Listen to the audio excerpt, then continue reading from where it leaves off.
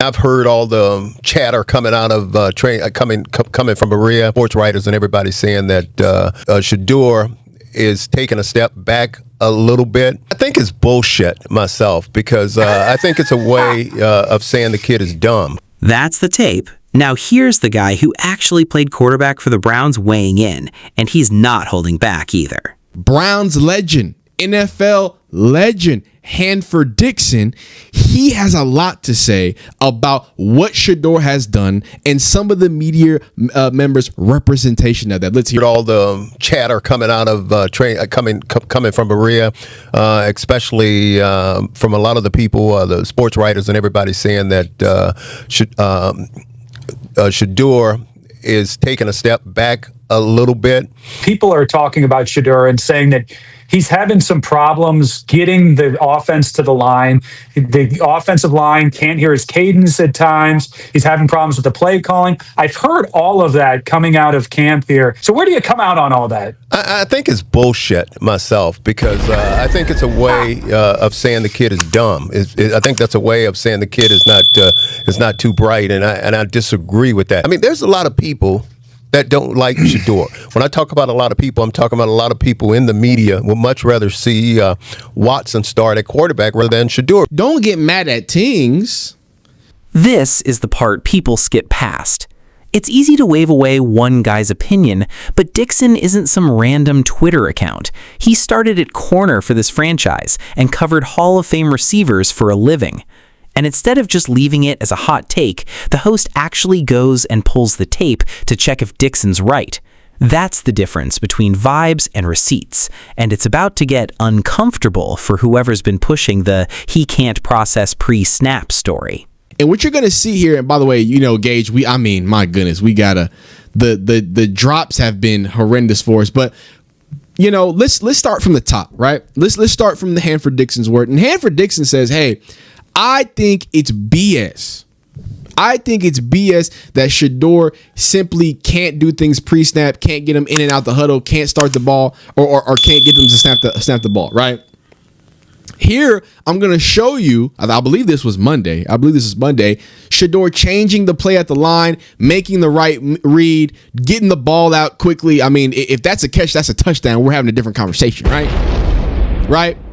But shout out to, I believe this was Coop that tweeted this out, right? I'm gonna be criticizing it when you're wrong, but also shout out to Coop because he says, look, Shedeur was very decisive here.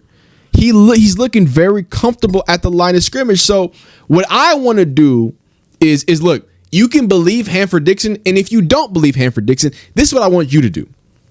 I want you to research how many problems Shedeur had with false starts. How many problems? Now, did the offensive line have false start problems? Yes.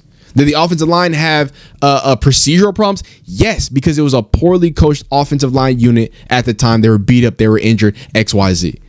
But this idea that his cadence, people can't hear him, that he's causing all these issues, even if that is true, I'm okay to say that that's true, okay?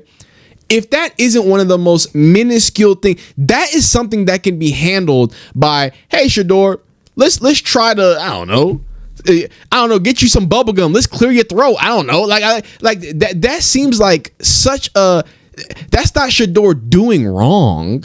But the Browns media seemingly is penning it that way. Oh, it's wrong. No, that's not what it is.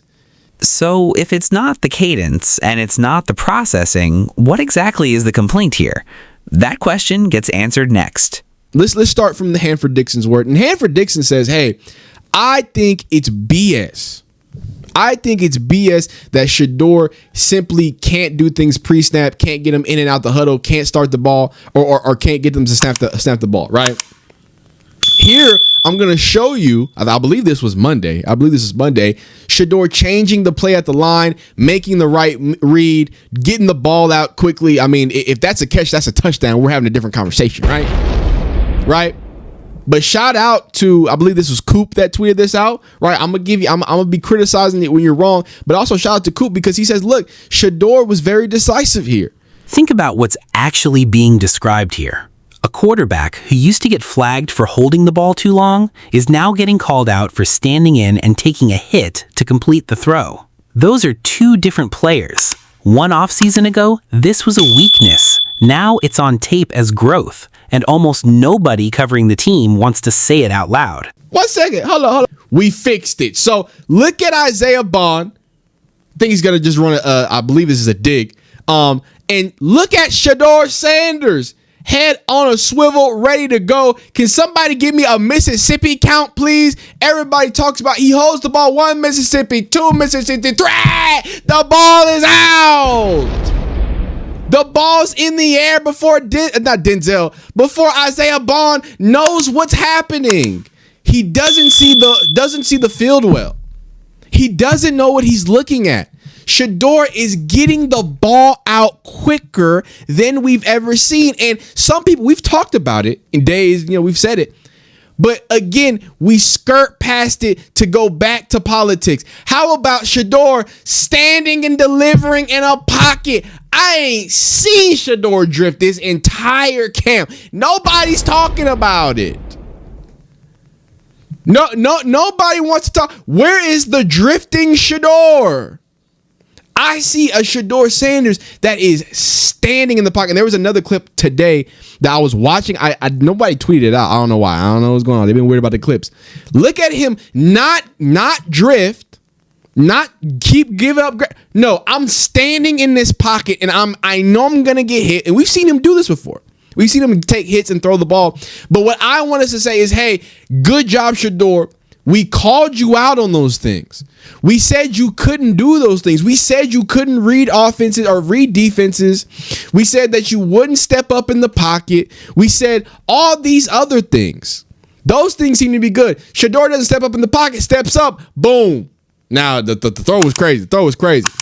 That's a real question, and it's one the beat writers have mostly avoided. So the host goes looking for people closer to the building who aren't afraid to answer it.